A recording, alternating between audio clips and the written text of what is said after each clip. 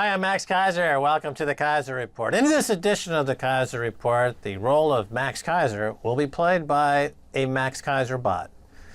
Yes, I have become a bot.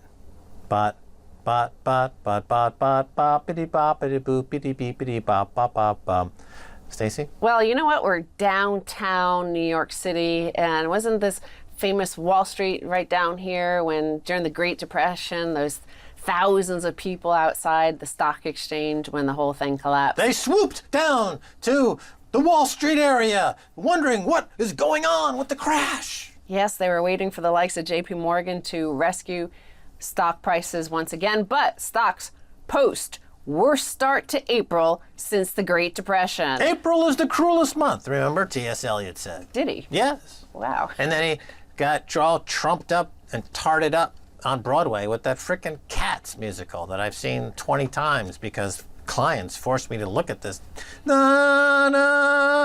Okay. So stocks post worst start to April since the Great Depression, with the S&P 500 closing down more than 2.2%. Last Monday, the broad market index clinched its worst start to April since 1929. Based on recent market action, the bears clearly have control right now. Bespoke co-founder Justin Walters wrote, the S&P 500 fell back into correction Monday as tech led the market lower, with names like Amazon and Netflix both down more than 5%. Of course, it's been quite wild up and down since then.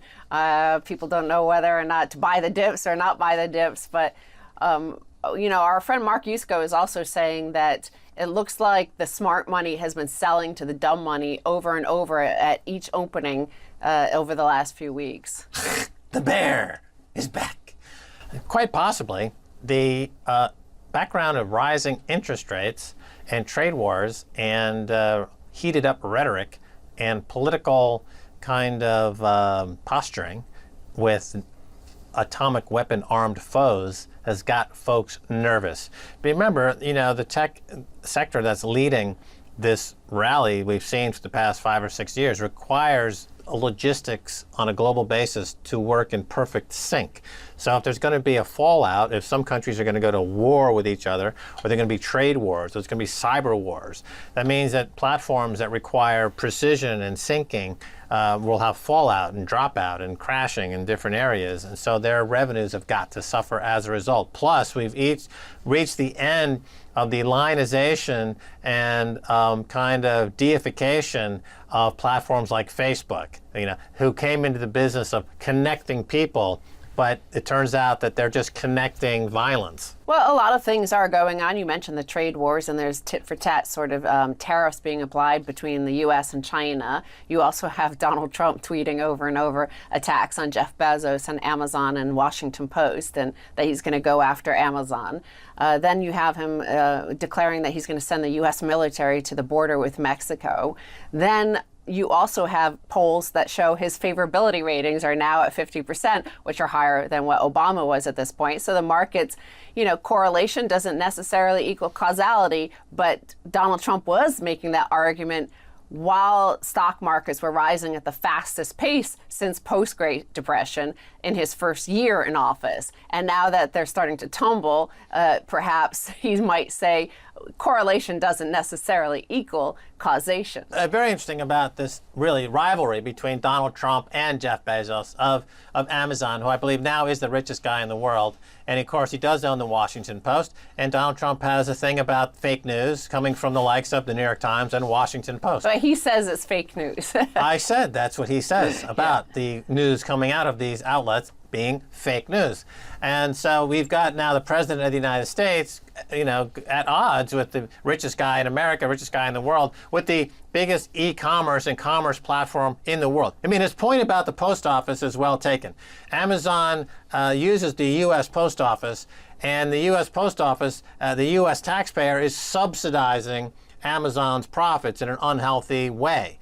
That's got to end. I don't think it makes any sense for the U.S. Post Office and the American taxpayer to subsidize the delivery costs for Amazon and their shareholders. That's absolutely wrong. Yes, I agree Amazon, with Trump on that. Well, the USPS is owned by the taxpayer and subsidized by the taxpayer, and they have a natural monopoly on the last mile for mail delivery. So Amazon has a special deal, which is, by the way, secret. Nobody knows what it is. It's a special deal that they lose money on every package. That's not a deal deal. That's Well, we the deal don't- that needs to be revisited. Well, we don't know because we're not allowed to see the contract, but the fact is that if somebody has a 50-pound bag of dog food delivered, it costs the same as if you have a little tube of lipstick delivered. But I was talking about correlation doesn't equal causation, and I want to show you like a little chart Yes. based on this, because I tweeted correlation doesn't necessarily equal causality, but Max Kaiser did leave New York City in 1990. Just saying. I bring this up because there was a chart, London versus New York murders. Notice the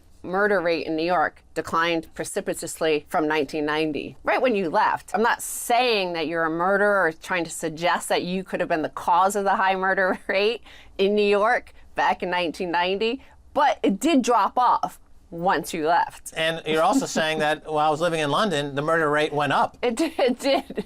So maybe you just drive people crazy and this is what is happening. Or, actually this was in a response to a story that London murder rate did climb higher than New York's for the first time in modern history due to all the stabbings. It's worse than Limerick, which of course is known as Stab City. That's what some people in Ireland told you when we went there. Well, that's what they call it. They said, I thought Limerick was all about cute little leprechauns and all this, Limerick, little poetry. And everyone was like carrying around a nice Guinness and singing songs to the Blarney Stone. But it turns out it's frickin' Stab City. So there's another correlation causality story, and we have been claiming without any evidence for the last few years here on Kaiser Really? Report. Well, it's the evidence sometimes doesn't always, appear right away. So we have been claiming without any evidence for the last few years right here on Kaiser Report that the New York Fed does leak information to the big banks that they are supposed to regulate, even though they're made up by executives from these big banks, like the likes of Jamie Dimon, for example. So why are these big banks so much more, why do they have an equity premium over smaller banks? Well, it turns out leaky Fed. New study uses taxi ride data to show increase in visits when blackout lifted and around FOMC meetings. This is a case of good data leaks showing Fed leaks. And this is a new study out of the University of Chicago, but it's following up on a 2016 study from Sisolek, Morse, and Vissing Jorgensen in 2016. They presented evidence that the equity premium of large banks has largely been earned in the weeks of Federal Reserve monetary policy meetings, and drawing on a corpus of anecdotes, hypothesized that unofficial Federal Reserve communication around these meeting times is responsible. Here, this guy collected data from yellow taxis here in New York City and gathered that information and found out that yes, there was an increase, especially around from midnight until 4 in the morning. So they're like meeting at like 2 in the morning down at the Fed. Taxi rides from like Midtown, where a lot of these big banks are, down to the New York Fed. Right. Well, I would take exception with your characterization that we've made these claims without evidence, because New York Fed is a place that I overlooked from my office at Payne Weber, and a place where I lived next to when I was living downtown on Fulton Street. And it's a place where the bankers go at lunch to Harry's at Hanover Square on Wall Street, where I worked for many years. And anecdotally, my evidence suggested, my conversations, that inside information was being passed from the New York Fed to bankers uptown. That's what I said, and now this data point proves it, based on the taxi rides that congregate down at the New York Fed at these odd hours the day before information is released, and having an effect on banks. It's inside information. Without inside information, the banks would have to declare insolvency because they don't know how to run a basic business.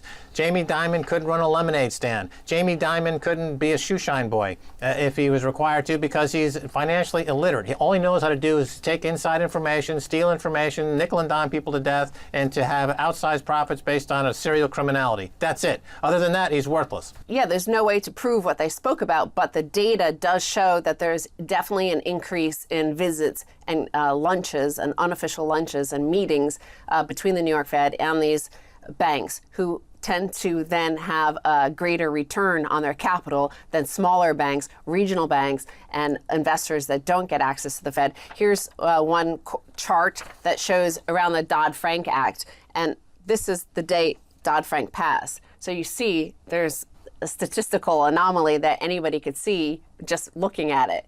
And again, correlation doesn't necessarily equal causality, why these big banks have continued to get bigger and bigger. But we do know that the Federal Reserve, the Treasury, and the U.S. Department of Justice have told us that they do stay awake at night, worried about these big banks, worried about Jamie Dimon, worried about Lloyd Blankfein, worried about all these bankers and whether or not they'll get their Christmas bonuses and whether or not they might have to incarcerate them should they be found to be guilty of all the crimes that we suggest that there might be a lot of evidence for. Well, Eric Holder said that the banks couldn't be prosecuted because they were systemically important to the system. It's like that old Woody Allen joke where he said, "Doctor, my brother thinks he's a chicken," and the doctor says, "Take these pills," and he says, "No, we need the eggs." So in other words, the system runs on fraud. Would take away the fraud, and American economy would have collapsed. Jamie Dimon is the serial financial murderer that we need to keep banks solvent. Without him and inside information, remember Timmy Geithner was down there at the New York Fed during the whole financial crisis, just spooning out inside information. Lloyd Blankfein, of course, got all that inside information that they would be bailed out before anyone else got that information that they would be bailed out. They went ahead and bought their own stock, which used to be illegal. Oh, yeah, no, it was Hank Paulson did apparently, allegedly warn a group of Goldman Sachs bankers. I think it was in Moscow, actually. They were on some sort of junket, and he told them that they would be bailing out Fannie Mae and Freddie Mac. But that came out in testimony in front of Congress. That's ipso facto, you can draw a conclusion based on facts, empirical evidence. Okay, the thing about me and the murder rate in New York and London, that's anecdotal. That's you're using data to paint. That's propaganda. I've got nothing to do with all that stuff. Don't listen to Stacey about that. I'm innocent. Well, we have to take a break, and when we come back, more good stuff.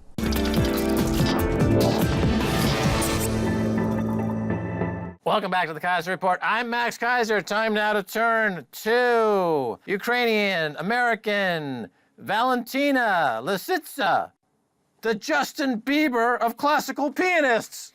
Welcome, Valentina. Delighted to be here. So the reason we refer to you in this manner is because you are the most viewed classical pianist online, on YouTube. 170 million views and counting.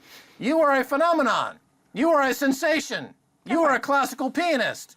How did this happen? It happened by accident, I think, because I was like so many, like thousands of classical musicians, we graduate from music schools. We have no idea how to find our own audience.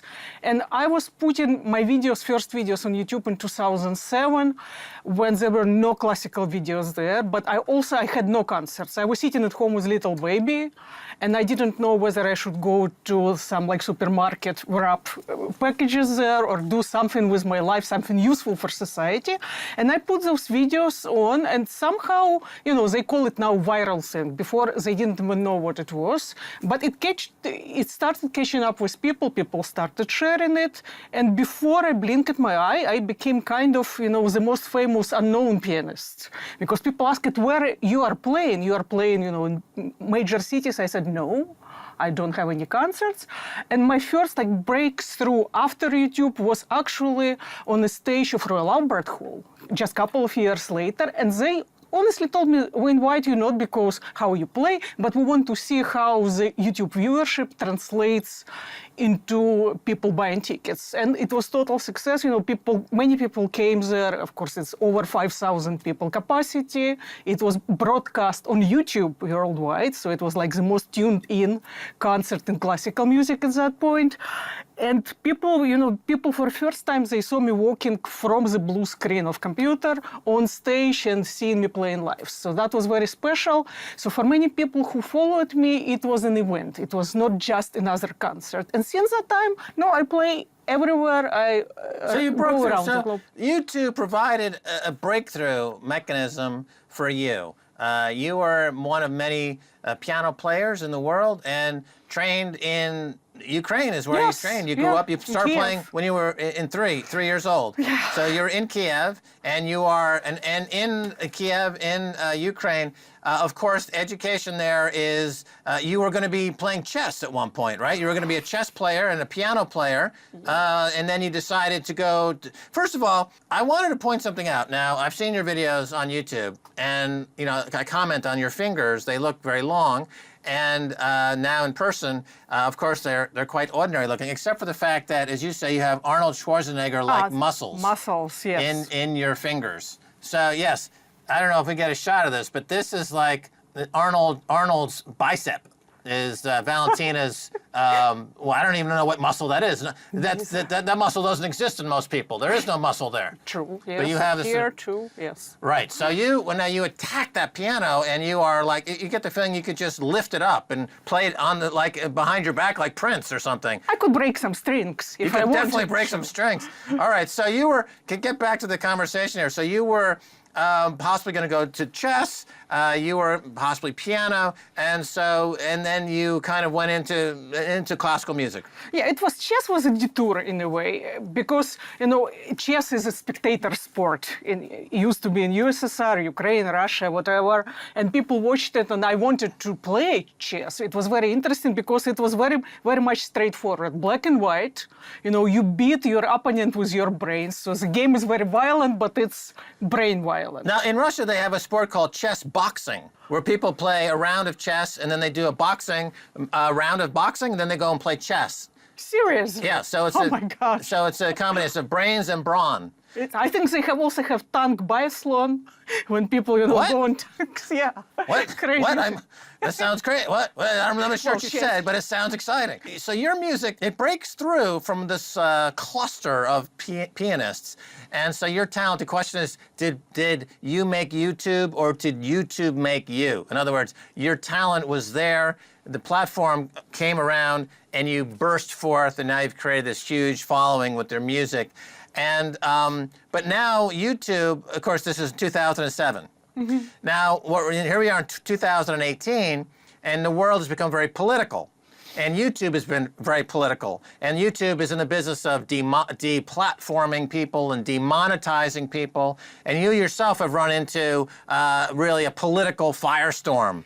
So tell us a little bit about that. Oh, first of all, with YouTube, with classical music, at least, it's not yet affected. In a way, on YouTube, it's very much straightforward. You play classical pieces, you don't touch politics there, it's fine. But I already see, even in classical music, just like in all arts, you take me, I'm a celebrity, and, people constantly comment on, clueless celebrities who take some cause and they go around and people mock and belittle them. It's fine. Yes, I don't understand many things. With classical music, I do know my skills. I do know what I do. But even recently on YouTube, I performed a modern piece written just recently by very nice young American composer, Steven Limbo. And, I play music. There are no words, there are no politics there. It's called Millennium Suite.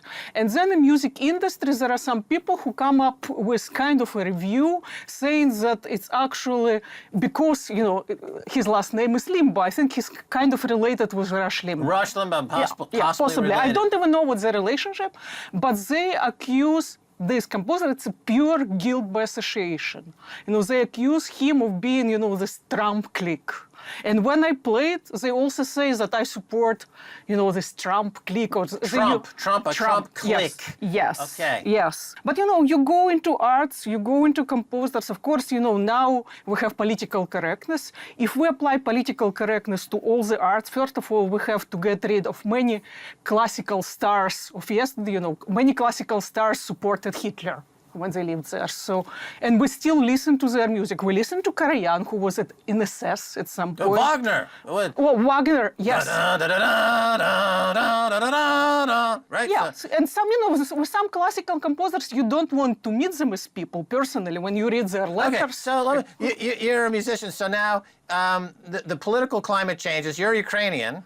And Ukraine is very much on the front line of a massive political confrontation between East and West, I think it's fair to say. And, you make comments that are immediately politicized in a way that is enormous. And I want to make a point here. So because YouTube is there and you have direct access to your audience, it's very different than, I did a little research here. So going back in history, there was a woman named Ray Lev, who was a brilliant pianist. She played many concerts at Carnegie Hall. sold out performances, brilliant pianist. She signed a petition, one of many, against a war, essentially, an anti-war petition. She was immediately ostracized. Blacklisted. Blacklisted. Her career it was during the McCarthy period. Yes. The McCarthy as the American Inquisition, which was debunked, thank goodness, at some point. But you have been similarly painted with a brush of politicization for making obvious and innocent statements about your country of your birth, Ukraine. But unlike the experience of Ray Lev, you've been able to punch through and to speak directly to the audience through YouTube. How does that make you feel? And do you think you'll be able to continue to do that? And again, YouTube or social media, because on YouTube I was not talking politically. I was doing political things on Twitter, but of course all of this combines, Facebook, Twitter. But because we have no those artificial borders, in the first Cold War, the people who were on the wrong side with their views, they were not heard. And Ray Lev, as amazing musician as she was selling out Carnegie Hall concerts, but she was also political and social activist. She played for American troops, for GIs. The establishment shut her down. And she disappeared. And the establishment is a gatekeeper for classical music. Yes. So you busted through those gatekeepers. You busted through the establishment. I'm sure if Beethoven was alive today, he'd be saying, Valentina is doing the right things. That was the music. It's for the people. Yes, that's why I'm lucky, because this woman, she committed suicide because she had no concerts. This time, this is 21st century, we have social media, I broke through, I was able to get through, but also, thanks for globalization, I'm able to play. Yes, I was banned from concert in Toronto. They didn't let me play the Rachmaninoff concerto. I was not going on stage to speak about politics. I was going there to play Rachmaninoff's second concerto, for goodness sake. They didn't allow me to do it. But I can play Rachmaninoff concerto in Toronto, everywhere on the globe. Yes, I can go to Brazil, I can go to Singapore, I can go to Korea, I can go to any country and play. So I have this outlet, and this woman did not. It's not just YouTube. I mean, you've got,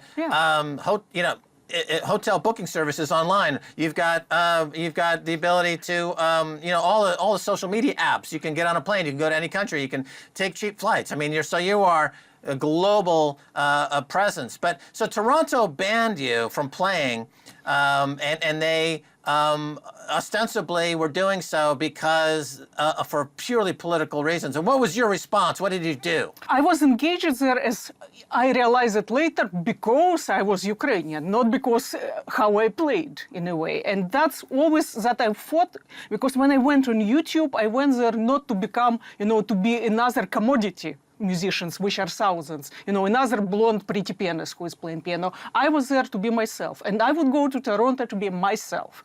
These people first hired me because it was good, because they hire like 2 years in advance, because it's good for Ukrainian community. When somebody told these people, she's not that correct kind of Ukrainian, I was at first offered to play it sick, and they would hire somebody else. I said, no, I'm not going to do that, because they sold out completely the hall, and they were selling it out under my name, because people assumed, people bought tickets, they thought they are going to see me. I said, no, I'm going to do it. They said, no, we'll use police to prevent you from coming to the rehearsal. And I went on Facebook and I wrote to my fans and to everybody, basically the post that went viral. I told them that I'm being prevented from playing Rachmaninoff because what I said in other place about my own country, about what I feel about my government, my country, because I'm Ukrainian and American citizen. Nobody yet took away my Ukrainian citizenship. All right. And so where did you play instead? Everywhere else. But actually, half year later, I did go and play in Toronto, in different hall, in bigger hall. I played recital. And you know what? This was one of only 2 times in my life when I got standing ovation before I played. Because all these people came there in support of free speech, even if some of them did not agree with what I said, or they were of different opinion, they came to support me, not only musician, but my right as a citizen, as a private person, to say my opinion. If you're performing at your level and you're expressing yourself at this level, to try to have you censor yourself would also cut into your ability to express yourself musically. In other words, you cannot split your being into two people. You are expressing yourself as an artist, and that waterfall, that torrent of expression cannot be managed because there's always a sense when art is on this level that is coming from a very spiritual place, and so you're just channeling Yes, that that's spirit. Right. Yes, So if you're saying censor me and channel the spirit, either you're going to have a political spokesman or you're going to have a musician. You can't have a great musician. Anyway, can you stay for another segment? Because, I'm really getting into this. Can you? All right, don't go. Stay right there. Thanks for being on the Kaiser Report. All right, that's going to do it for this edition of the Kaiser Report with me, Max Kaiser, and Stacey Herbert. I'd like to thank our guest, Valentina Lisitsa. If you want to reach us on Twitter, it's Kaiser Report. Until next time, bye, y'all.